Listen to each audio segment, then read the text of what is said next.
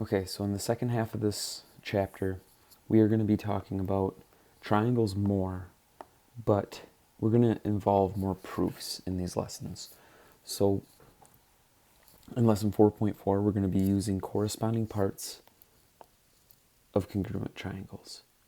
So we're going to recognize congruent figures and how their corresponding parts relate to each other.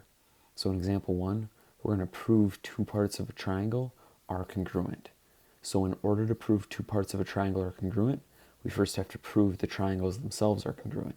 So we've done a little bit with proofs before. So the first thing I want you to remember is that you always start proofs you almost usually start proofs with what's given. So in this proof, we are given BA is congruent to DA. So the reason for step 1, that information was given to us. It's marked in the diagram. We're also given that CA is congruent to EA. So that's two pieces of information. So if we remember SAS, SSS, ASA, AAS, that really helps us prove two triangles are congruent. So we can assume in step 3 that CAB and EAD are congruent. So I'm going to go to the diagram here, and I'm going to mark those two angles as congruent. And that should be apparent that those two angles are congruent because they are vertical angles. And I'm just going to write vertical angles. That is my reason to say those two angles are congruent. So that information that we know allows us to say that those two triangles are congruent by one of the postulates we talked about in the last part of the chapter. And that postulate is SAS. We have two sides and an angle in between those two sides. That allows us to say those triangles are congruent by SAS. The fact that those triangles are congruent means that the corresponding parts are congruent. So that means that angle C and angle E, since they're corresponding, those are congruent. So I'm going to use an acronym, and each letter, I'm going to describe what each letter means. So it starts with C. Cpctc. And that states that corresponding parts of congruent triangles are congruent. So that's where the Cpctc comes from. It's kind of a mouthful, but it basically says that corresponding parts are congruent.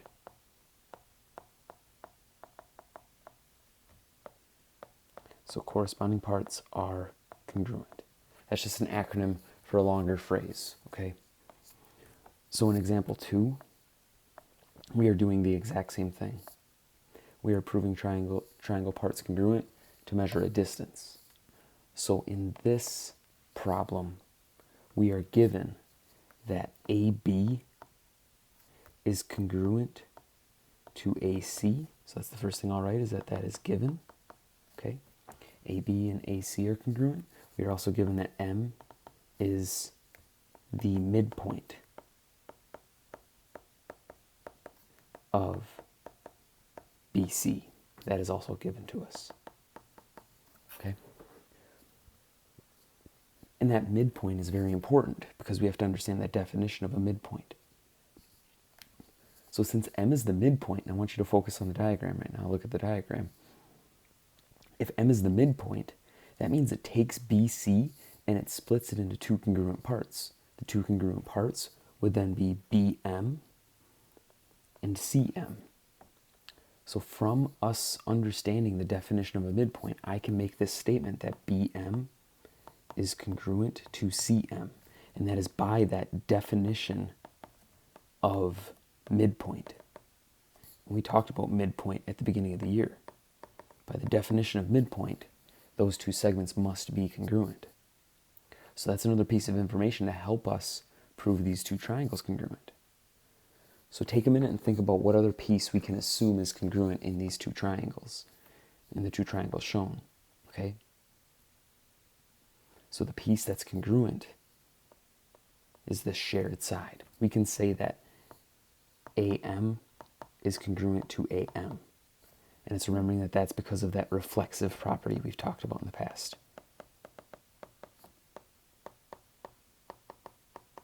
Okay? Reflexive property allows me to say that AM is congruent to AM. So if you look closely at that, we can say that the two triangles are congruent. We can say that the two triangles are congruent. I can say that triangle ABM is congruent to triangle ACM. And my reasoning for that statement is that those triangles are congruent by SSS. All right? SSS, side, side, side. We showed that all three sides are congruent. Now, I'm not quite done, and I'm sorry I didn't give you enough room for one more reason. But our last statement and our last reason was what we were trying to prove in the first place. That angle AMB is congruent to angle AMC. And that's by that Cpctc. And you could just say corresponding parts of congruent triangles are congruent, but that's a mouthful. That's a lot to write. I know the acronym itself is a mouthful, but that's what we're saying, is that we proved the triangles congruent, so that allows us to say that the corresponding parts are congruent. The corresponding angles are congruent. So that's what these proofs do. So, what I would like you to do is I'd like you to flip to the back side of this page, and I would like you to take a minute to at least work through this first guided practice. So that means I'm going to pause for a minute. I want you to pause the video. I want you to try this as much as you can on your own. And then once you feel comfortable checking your steps, you can resume the video and you'll see my steps. And I'll do a short explanation of my steps. So right now I'm just going to pause myself, stop talking. You pause the video, try this guided practice, the first one.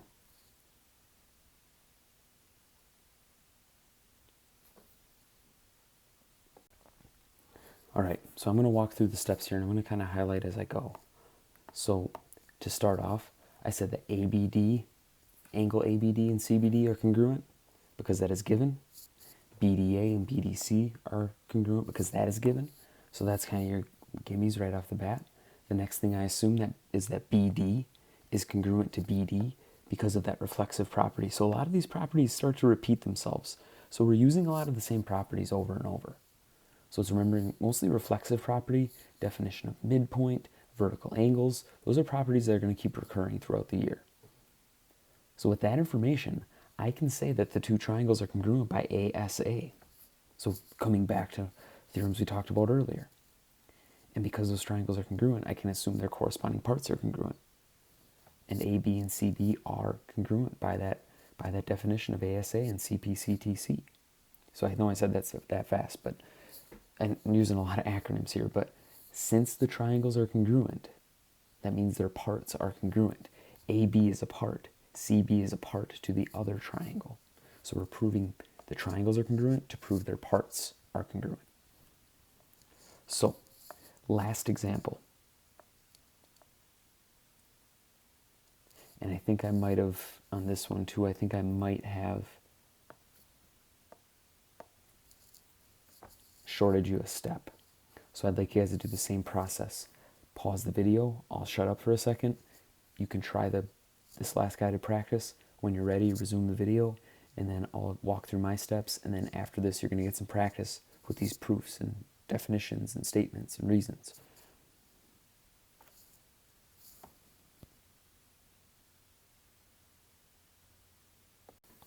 All right, so to round this out, this is a really similar example to the last one. So in this example, we're given that SPT, angle SPT, is congruent to angle OPT. That's what I started with. We're also given that SP and OP, those segments are congruent. The thing I can assume beyond that is that TP is congruent to itself because of the reflexive property.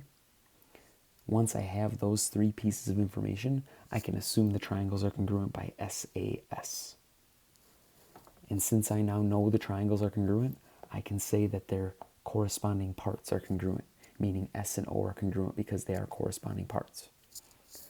So, that was 4 examples. Proofs are a lot of work, so I try not to give you an overwhelming amount of proofs, but the reason we learn proofs is so that we can remember definitions, so we can apply those definitions in different contexts. So, proofs themselves are not a super real life skill. I get that. But these definitions. It helps us understand where these definitions apply, and we can apply these definitions in real life context at certain points in this class. So move on to the practice, move on to the practice and then the checkpoint, and then you should be ready to move on from this lesson to the next.